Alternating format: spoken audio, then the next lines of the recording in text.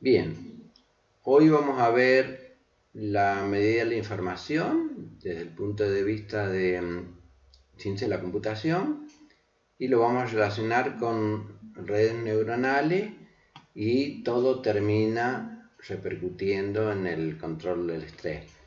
Entonces, esta es la fórmula de entropía. Vamos a ver al menos intuitivamente, en forma muy rápida, en qué consiste. Vamos a ver primero esta parte.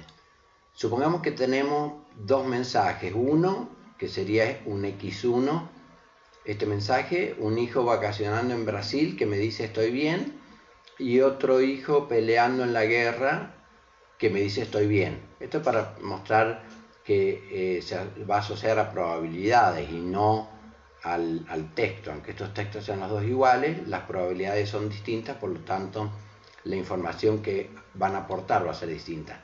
Entonces, supongamos que hijo peleando en la guerra tiene un octavo de probabilidad, y a ese un octavo le voy a calcular la información con esto, ¿no? Logaritmo en base 2 de 1 sobre probabilidad. Entonces 1 sobre 1 octavo, logaritmo de 8, 3, quiere decir que 3 sería la información para este caso. Mientras que para el que está en Brasil, vamos a ponerle una probabilidad alta, casi 1, 7 octavos. Entonces me queda logaritmo de, se invierte por el 1, de 8 séptimos, o sea, es casi nula la información, porque la idea de esto está asociado a la idea de sorpresa. Este mensaje no me causa casi nada de sorpresa, y este sí me da información porque me da más sorpresa, ¿no? Entonces, ¿por qué el logaritmo?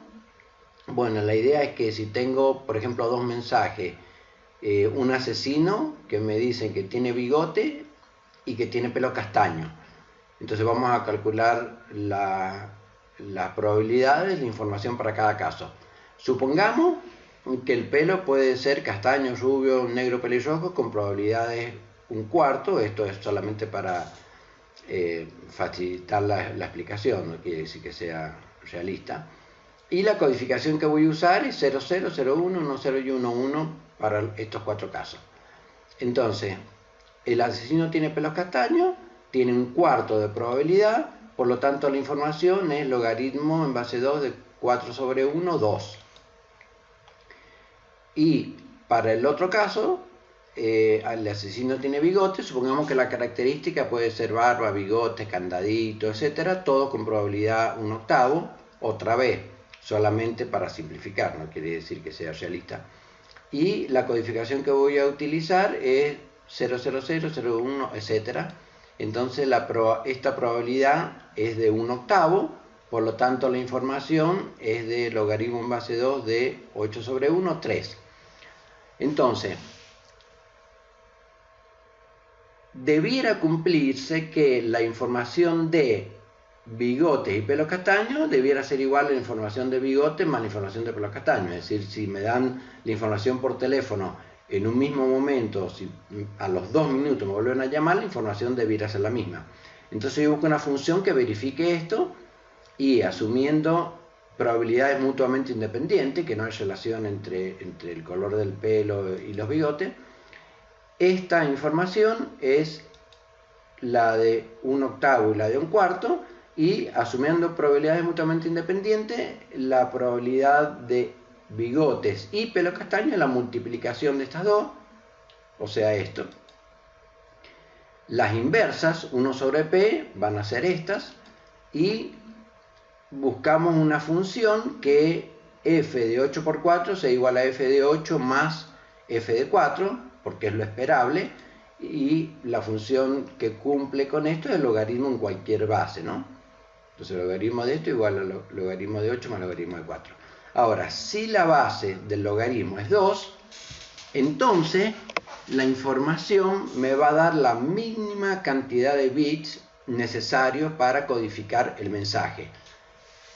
Para la codificación de pelo castaño dijimos que se codificaba como 00. La codificación para bigote es 001, y una codificación posible para las dos cosas, bigote y pelo castaño, sería 00100.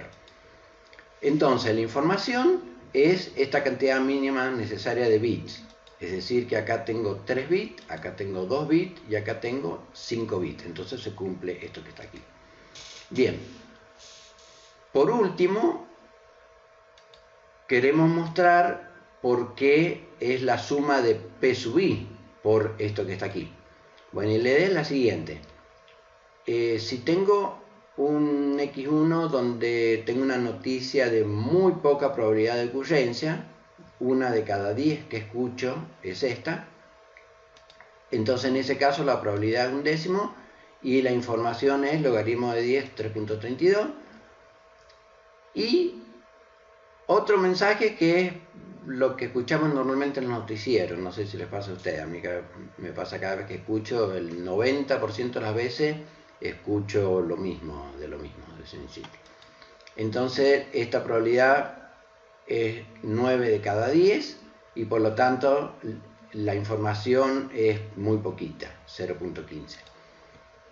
Entonces en promedio la información que estoy recibiendo no es la suma dividido en 2, que sería este número, que si sacan la cuenta le va a dar mayor que 1. ¿Por qué? Porque el 90% de las veces, 9 de cada 10 veces, estoy escuchando esta información, no la 1. Entonces, en promedio, el 90% de las veces la información es más baja, es esta que está aquí. Por lo tanto, el 90% de las veces la información que recibo es esta y solamente el 10% de las veces la información que recibo es esta que está aquí. Por lo tanto, y esto si sacan la cuenta es mucho más baja que esta información. Entonces, para el caso de dos mensajes, lo que tengo es P1 por logaritmo de 1 sobre P1 más P sub 2 por logaritmo de 1 sobre P sub 2. Y en general, cuando tengo varios mensajes, cuando tengo n mensajes, es P del mensaje X sub I por logaritmo en base 2 de 1 sobre P.